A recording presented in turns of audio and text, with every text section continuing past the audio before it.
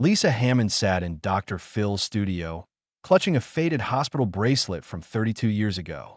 Her hands wouldn't stop shaking. The DNA test results lay on the table between them, black and white proof of something impossible. "The daughter I raised for 32 years," she whispered, her voice breaking, "isn't mine. And my biological daughter, she's been living 20 minutes away from me this entire time." Dr. Phil, a man who'd heard thousands of shocking confessions, went completely still. The studio fell silent. This wasn't just a mix-up. This was two families whose entire lives had been built on a lie that started in a hospital delivery room 3 decades ago. And what Lisa was about to discover would prove that some mistakes don't just change lives, they steal them. Lisa Hammond never questioned whether her daughter was really hers. Why would she? She'd given birth to Katie in September 1993 at Riverside County Hospital, held her in the delivery room, brought her home 2 days later, and spent the next 32 years raising her. Sure, people occasionally commented that Katie didn't look much like Lisa or her husband David. Katie had striking blue eyes and blonde hair, while Lisa and David both had dark features. But genetics were funny, people said. Maybe she looked like a grandparent. Lisa never thought twice about it. Katie grew up to be artistic, free-spirited, and passionate about environmental causes. She was so different from Lisa's practical, type A personality that they'd clash constantly during Katie's teenage years. As an adult, their relationship had smoothed out, but there was always a sense of disconnect that Lisa couldn't quite name. She loved her daughter fiercely, but sometimes she felt like they were speaking different languages. Lisa chalked it up to normal mother-daughter dynamics. She never imagined the real reason they felt like strangers sometimes. The truth started to unravel because of a genetic disease. 6 months ago, Katie began experiencing strange symptoms: chronic fatigue, joint pain, unexplained bruising. After months of testing, doctors diagnosed her with a rare genetic blood disorder. They explained that it was hereditary, typically passed from parent to child. They wanted to test Lisa and David to understand Katie's genetic profile and plan the best treatment. It was supposed to be routine, just a simple cheek swab to map the family's genetic markers. The results came back 3 weeks later, and the geneticist's voice on the phone was careful, confused. "Mrs. Hammond, I need you to come in. There's something unusual with the test results." Lisa went alone, not wanting to worry David or Katie until she knew more. The doctor sat her down in a sterile office that smelled like antiseptic and delivered news that shattered her reality. "The genetic markers indicate that Katie is not your biological daughter. There's zero genetic match between you two." Lisa's first reaction was to laugh. It was so absurd, so impossible, that it had to be a mistake. "Test it again," she said. "Your lab made an error." They did test again, and again. 3 separate tests, all with the same result. Katie Hammond was not genetically related to Lisa or David. The doctor gently suggested 2 possibilities. Either Katie was adopted and Lisa had somehow forgotten or blocked it out, or there had been a mix-up at the hospital. Lisa knew she hadn't adopted Katie. She remembered the pregnancy, the labor, the delivery. She had given birth to a baby girl on September 18th, 1993. But was that baby Katie? Lisa drove home in a daze, her mind spinning through impossible scenarios. Had the hospital given her the wrong baby? Had someone switched them on purpose? By accident? And if Katie wasn't her biological child, then where was her real daughter? The woman who should have been hers, who carried her DNA, who might have her dark eyes and practical personality. Where was she? Lisa felt like she was drowning in questions that had no answers. She told David that night, and he reacted exactly as she had: disbelief, denial, anger. They agreed not to tell Katie yet, not until they knew more. Lisa started researching hospital mix-ups, shocked to discover they were more common than she'd thought. In the 1990s, before electronic tracking systems and DNA verification, babies were identified by paper bracelets and visual checks. Mistakes happened. Babies got placed in the wrong bassinets. Tired nurses grabbed the wrong infant, and families went home with children who weren't biologically theirs. Lisa obtained her medical records from Riverside County Hospital. She learned that another baby girl had been born on the same day, just 2 hours before Katie. The mother's name was Angela Chun. Lisa's hands shook as she held that piece of paper. Angela Chun had a baby girl on September 18th, 1993. What if that baby, Angela's baby, was actually Lisa's biological daughter? And what if Katie, the girl Lisa had raised, was actually Angela's child? The possibility felt like standing at the edge of a cliff, looking down into an abyss. Lisa hired a private investigator to find Angela Chun. It took 3 weeks, but they located her living in a nearby town, just 23 minutes from Lisa's house. Angela had raised a daughter named Melissa. She was 32 years old. She'd been born at Riverside County Hospital on September 18th, 1993. The coincidences were stacking up, but Lisa needed proof. She needed to know for certain before she blew up 4 people's lives with this information. That's when Lisa reached out to Dr. Phil's team. She needed help navigating this impossible situation. She needed a mediator when she told Katie the truth. And she needed answers about what happened 32 years ago in that hospital. Dr. Phil's producers worked quickly. They confirmed Angela Chun's willingness to participate, though Angela was skeptical at first. They arranged for DNA testing, not just between Lisa and Katie, but between Lisa and Melissa and between Angela and both girls. The results would tell them definitively if a switch had occurred. And if it had, then 2 families would have to grapple with the fact that they'd raised each other's daughters for more than 3 decades. The weight of that truth was almost unbearable. Now Lisa sat in Dr. Phil's studio, waiting for Katie to come out, waiting to tell her daughter that everything she knew about her identity was wrong. And somewhere backstage, Angela Chun was waiting too, about to learn that her daughter Melissa might not be hers either. For lives were about to collide in the most devastating way. And Lisa couldn't help but think, what kind of people would they have been if they'd been raised by their biological mothers? Would Katie have been more like her? Would her real daughter feel like a stranger? There was no way to know. No way to get back the years they'd lost. All they could do was move forward with the truth. To understand the full scope of this tragedy, we need to rewind 32 years and meet Angela Chun.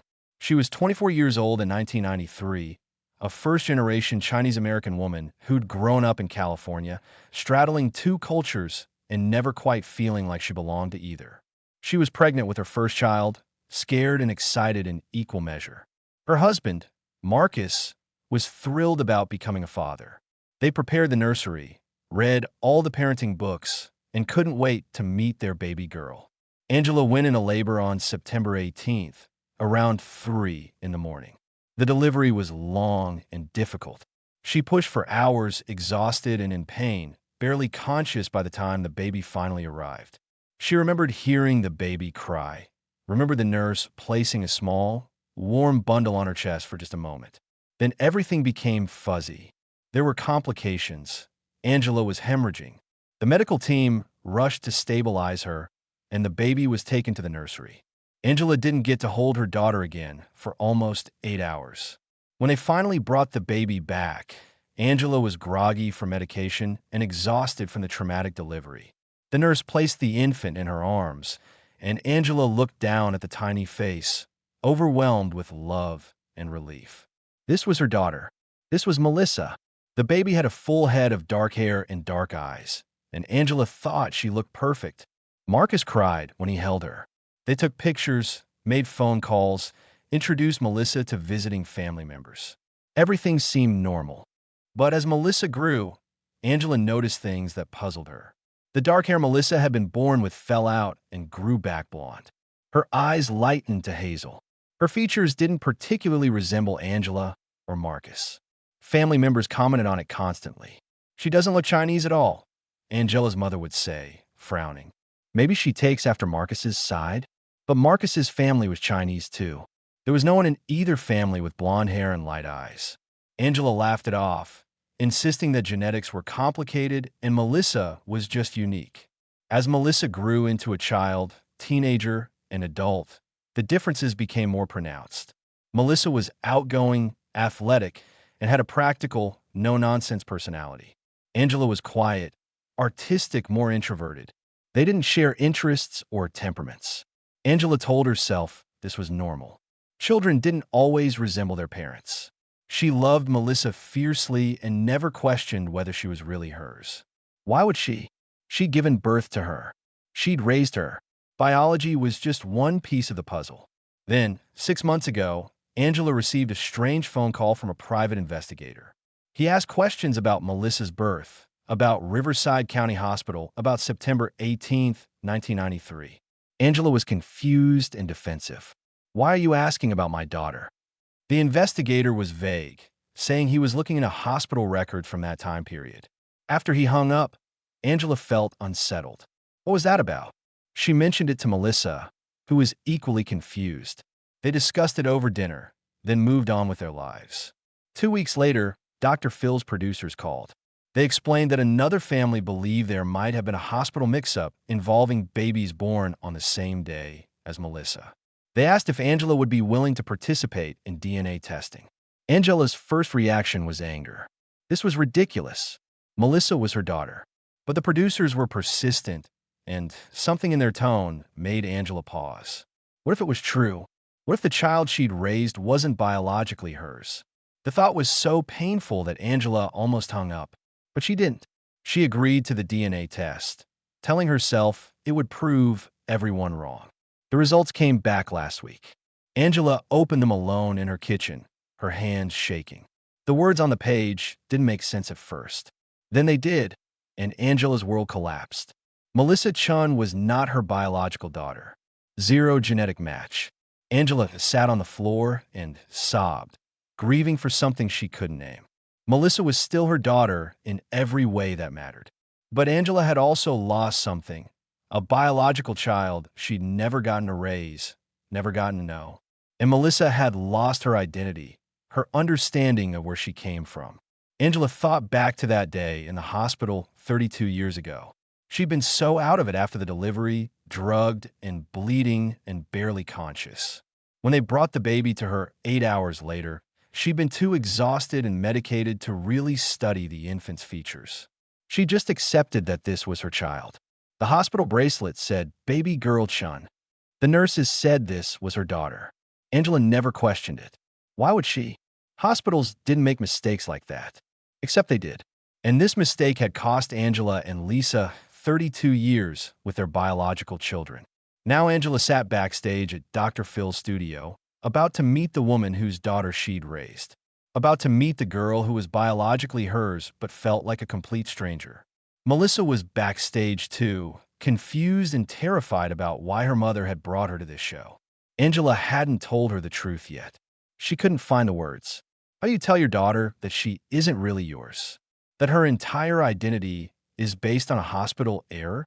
That somewhere out there is another mother whose DNA she carries? Angela thought about Lisa Hammond, the woman whose baby she'd accidentally taken home.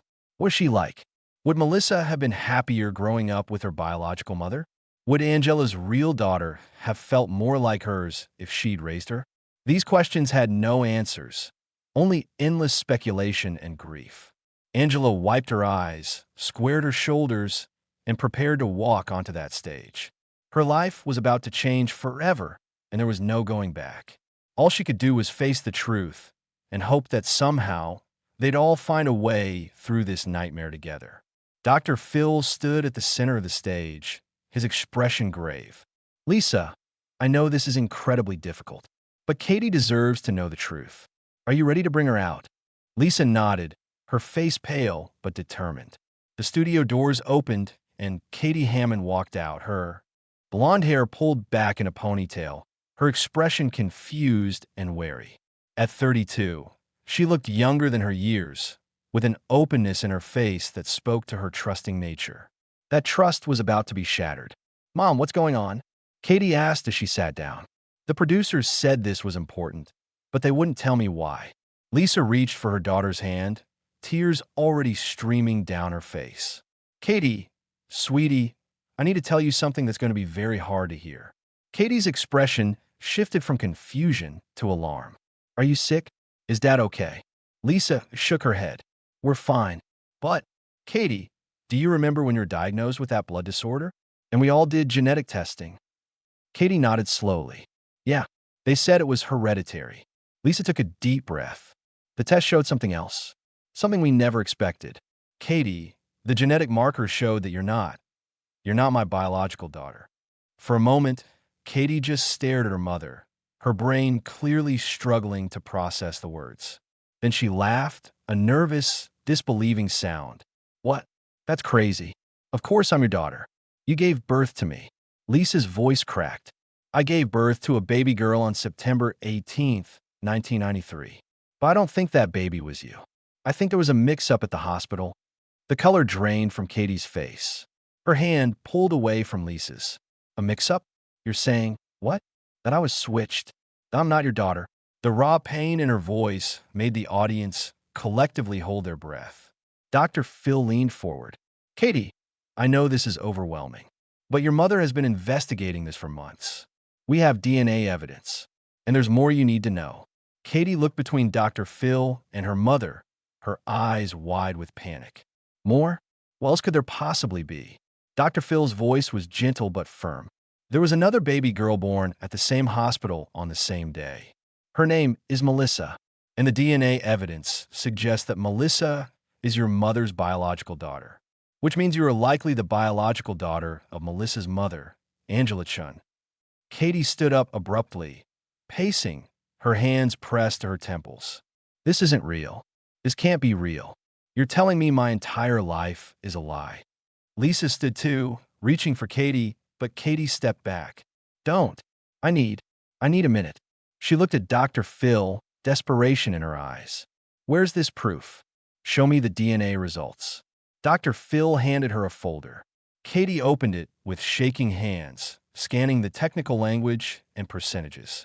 Her face crumpled as she read. Zero genetic match, she whispered.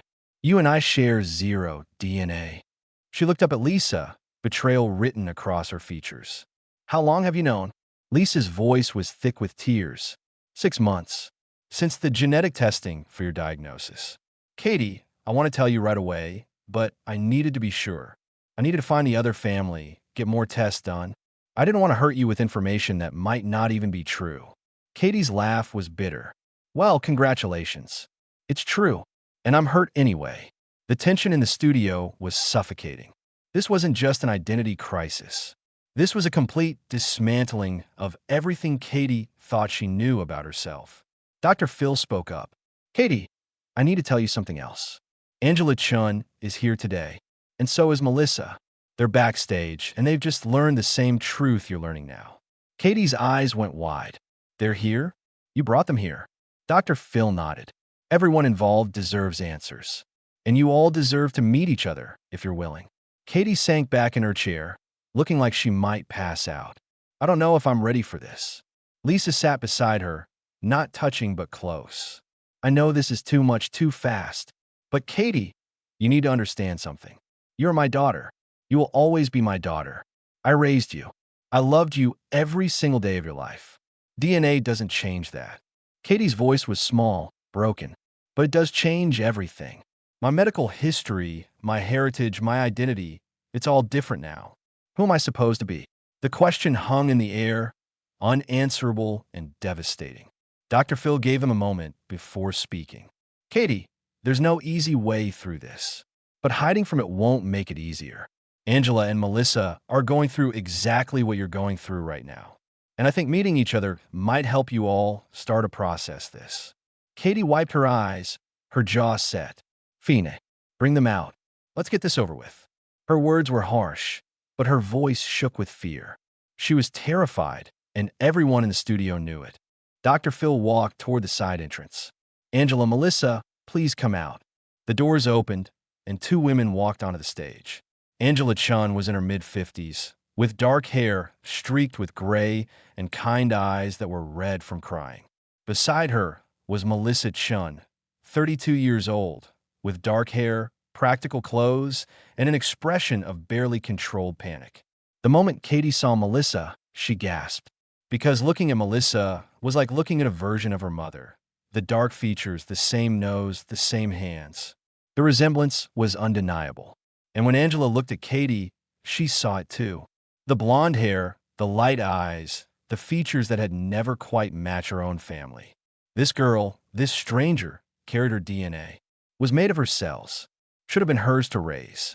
The four women stood frozen, staring at each other, reality sinking in with brutal clarity. Dr. Phil's voice cut through the silence. I think we all need to sit down. They did, moving like sleepwalkers, each lost in their own shock and grief. And the real conversation was about to begin. The four women sat across from each other, a coffee table between them that might as well have been a chasm. No one spoke for a long moment. Finally, Melissa broke the silence, her voice sharp with barely contained anger. I want to see the DNA results. All of them. Dr. Phil handed her the folder, and Melissa read through every page, her expression growing darker. When she finished, she looked at her mother. You knew? You knew for a week, and you didn't tell me. Angela's voice trembled. I didn't know how. I was trying to process it myself before. Melissa cut her off. Before you brought me on national television to find out my entire life is a lie. The bitterness in her tone made Angela flinch. Katie spoke up, her voice surprisingly steady. She's not the enemy here. The hospital is. They're the ones who screwed up. Melissa turned to Katie, studying her. You're really her biological daughter? My mom's. Katie nodded. Apparently. And you're my mom's daughter, which is, I don't even know what that is. Lisa, who'd been silent, finally spoke. It's a tragedy. That's what it is. A tragedy that stole 32 years from all of us. She looked at Melissa, her eyes hungry and heartbroken. You should have been mine. I should have raised you, watched you grow up. And I'm so angry that I didn't get that chance. Melissa's expression softened slightly, seeing the genuine grief in Lisa's face. I am sorry. I know this isn't your fault either. I don't know how to feel. Angela looked at Katie, the girl she'd never known, but who carried her genes. You have my eyes. Did you know that? The shape of them. I see it now. Katie touched her face unconsciously. I always wondered why I didn't look like anyone in my family. Now I know. The statement was matter of fact, but the pain underneath was palpable. Dr. Phil leaned forward. I know you're all processing shock and grief right now, but I want to ask something. Do any of you blame the others for what happened? Katie shook her head immediately. No, we were babies. Our moms were just trying to survive childbirth and new motherhood. This was the hospital's failure, not anyone in this room. Melissa agreed. The hospital made a mistake that destroyed 4 lives. That's where the blame lies. Angela and Lisa both nodded, united in their grief and anger at the institution that had stolen their biological children from them. Dr. Phil continued. Here's the hard question. What do you want moving forward? Do you want relationships with your biological families? Do you want to maintain the relationships you have? Both? Neither. The question created a heavy silence. Finally, Lisa spoke. I want to know Melissa, if she's willing. I don't expect her to call me mom or to replace Angela, but I'd like to know the daughter I should have raised. She looked at Melissa, hopefully, vulnerability written across her face. Melissa took a deep breath. I think I like that too. Eventually. I need time to process this first, but yeah, I want to know where I came from, who I might have been. Angela spoke next, addressing Katie. I feel the same way. I'd like to know you, if you're open to it. You're my biological daughter, and I've spent 32 years wondering why my daughter didn't look like me. Now I know it's because she wasn't my daughter at all, but you were, and I missed everything. Katie's eyes filled with tears. I don't know how to fit another mother into my life. I already have one. Lisa squeezed Katie's hand.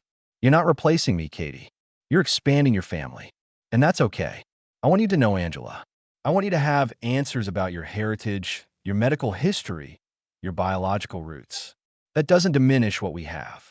The generosity in Lisa's words seemed to break something open in Katie. She nodded, wiping her eyes.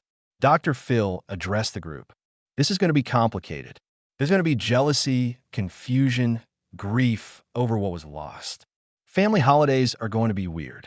There will be moments when you resent each other or the situation. But you've all said you want to try. That takes courage. He paused. I also think you need to consider legal action against the hospital. What happened to you was medical negligence. They owe you answers about how this happened and accountability for the damage it caused. Lisa nodded firmly. We've already contacted a lawyer. Riverside County Hospital needs to answer for this, and we want to make sure it never happens to another family. Angela agreed.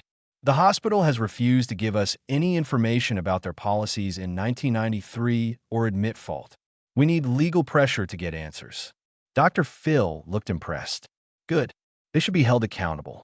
And any settlement you receive should go toward therapy for all of you, because you're going to need it. Melissa spoke up, her voice quieter now. Can I ask you something? She looked at Lisa. What kind of kid was Katie? What was she like growing up? Lisa smiled through her tears. She was creative, always drawing and painting. She loved animals, especially cats. She was sensitive, emotional, cried at everything. She looked at Katie fondly. She drove me crazy sometimes because we're so different, but I loved watching her grow into herself. Katie turned to Angela. What was Melissa like? Angela's face softened with memory. Athletic, confident. She played soccer from age 5, captained her high school team. She was always organizing things, taking charge. Strong-willed. She looked at Melissa with clear love. She made me braver just by being herself. The two mothers had raised each other's daughters with love and care, even if those daughters weren't genetically theirs. And in that moment, everyone in the studio understood that biology was only one piece of family. Katie looked at Melissa. I guess we're sisters? Sort of. Melissa laughed, a real laugh for the first time since walking onto the stage. I guess so. This is so weird. Katie laughed too, the absurdity breaking through the tension. The weirdest. Dr. Phil smiled. That's a good place to start. Humor helps. And connection, even messy, complicated connection, is better than isolation. The four women weren't okay. They wouldn't be okay for a long time. But they were together, facing the truth, and that was something. Dr. Phil stood, signaling a shift toward resolution. Before we end, I want to talk about practical steps, because knowing the truth is just the beginning. The real work starts now. He looked at all four women. First, you all need therapy. Individual therapy to process your own grief and identity issues. And eventually, family therapy together to navigate these new relationships. My team has therapist recommendations for you. Lisa nodded. We've already started looking. Katie and I found a therapist who specializes in family trauma. Angela added, Melissa and I have an appointment next week. Dr. Phil looked pleased. That's excellent. Don't skip this step. You can't process something this massive alone. He turned to Katie and Melissa. You two especially need support.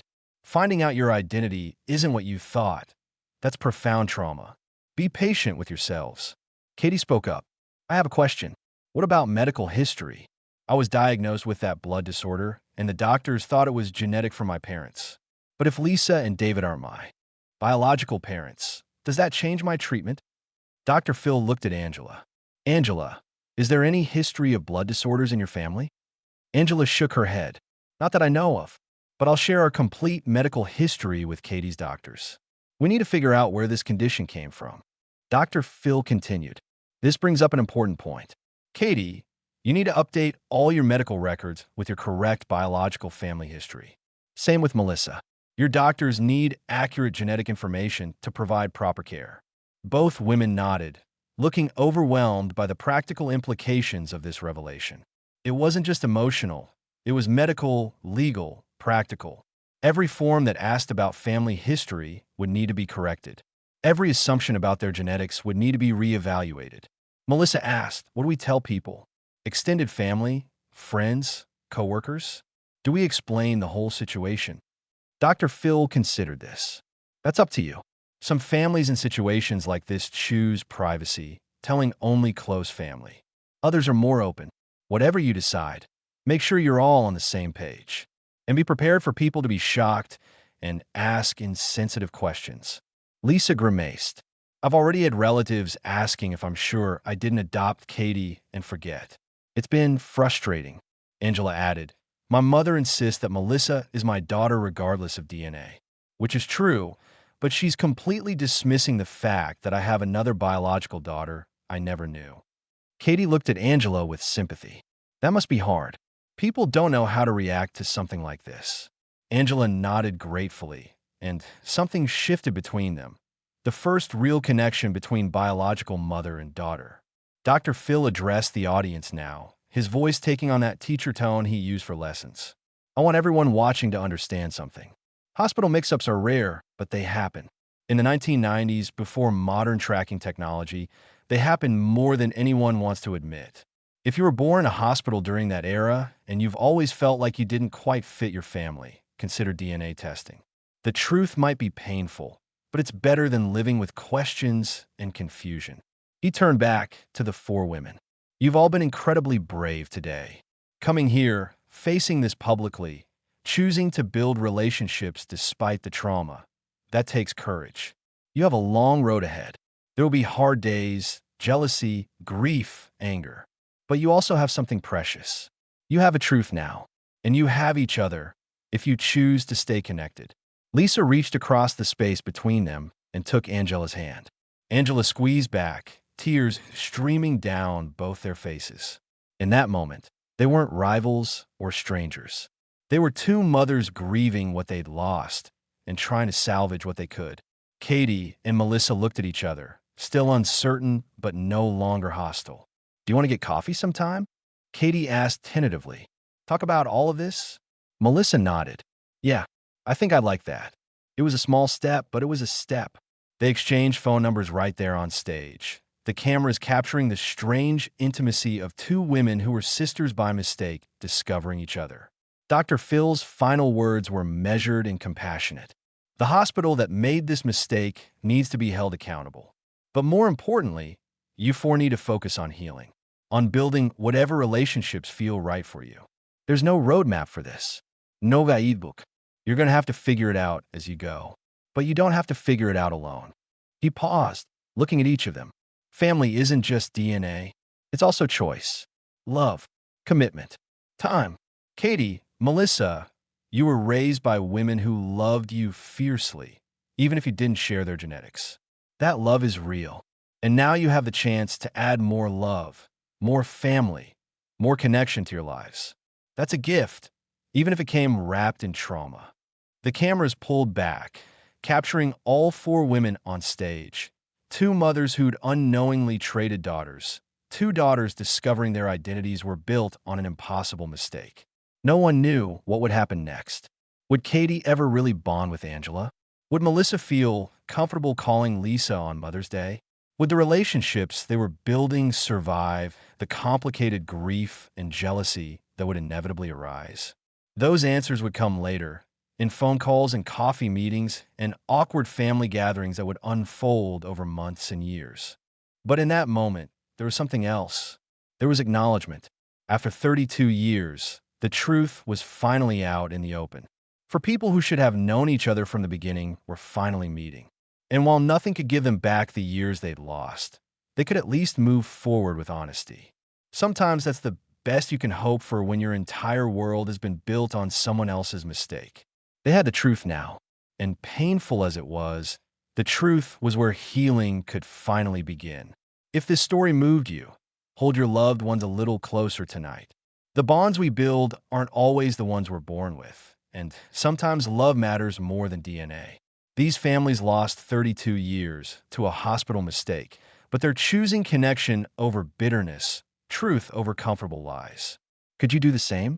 If you've ever questioned your own story, or if you know someone navigating impossible family situations, share this with them. Sometimes knowing we're not alone in the confusion is enough to keep going. Subscribe for more stories about identity, family, and the messy courage it takes to face truths we never saw coming. More real stories are waiting. You're not alone.